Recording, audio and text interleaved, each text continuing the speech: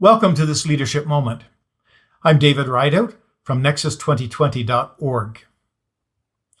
I know of no other First Lady of the United States as influential as Eleanor Roosevelt, the wife of President Franklin D. Roosevelt.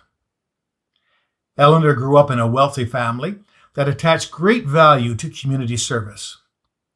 But both her parents died before she was 10, so she and her surviving brother were raised by relatives. At age 15, she was enrolled in a girls' boarding school just outside of London, where she discovered her intellectual curiosity, a taste for travel, and a desire for excellence in everything except sports.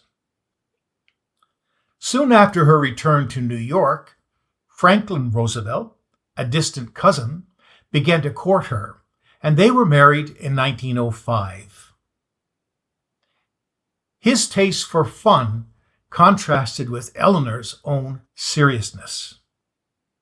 And as Franklin Roosevelt moved into different political roles, Eleanor performed the social duties expected of a political wife, including formal parties, making social calls in the homes of other government officials.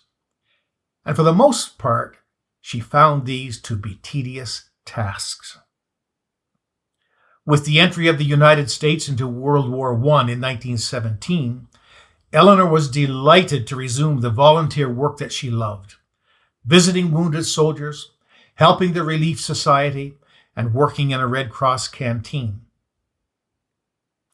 After some difficulties in their marriage, the couple eventually settled into a routine in which they both kept independent agendas while remaining respectful of each other. Eleanor made a conscious decision to help in her husband's political career after he was stricken with polio in 1921. And she also saw that as a way for her to engage in important causes that she believed in.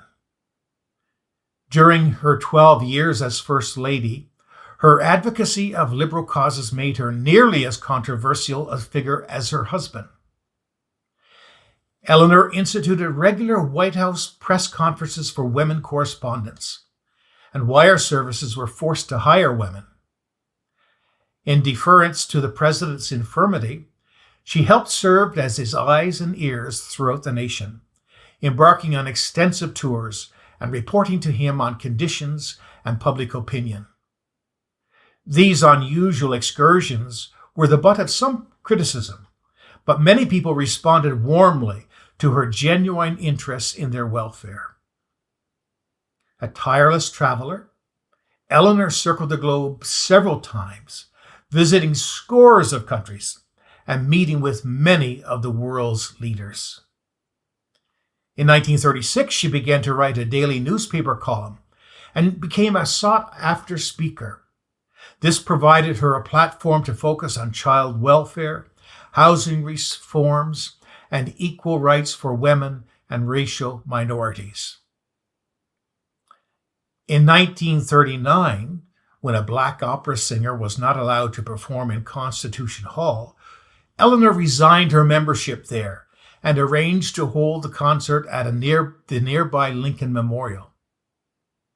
It turned into a massive outdoor celebration, attended by 75,000 people.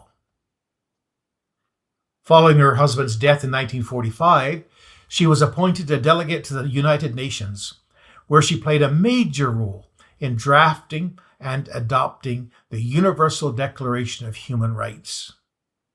In 1961, President John F. Kennedy appointed her chair of his Commission on the Status of Women. Eleanor continued to write books and articles, and the last of her columns appeared just weeks before her death. She's buried at Hyde Park, the site of the Franklin D. Roosevelt Library. In many ways, it was her library too, since she had carved out such an important record as First Lady, one against which many of her successors would be judged.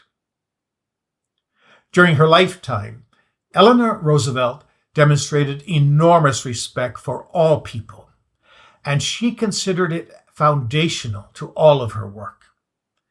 That's reflected in her quote. Love can often be misguided and do as much harm as good, but respect can only do good. Respect can only do good. Have a great day.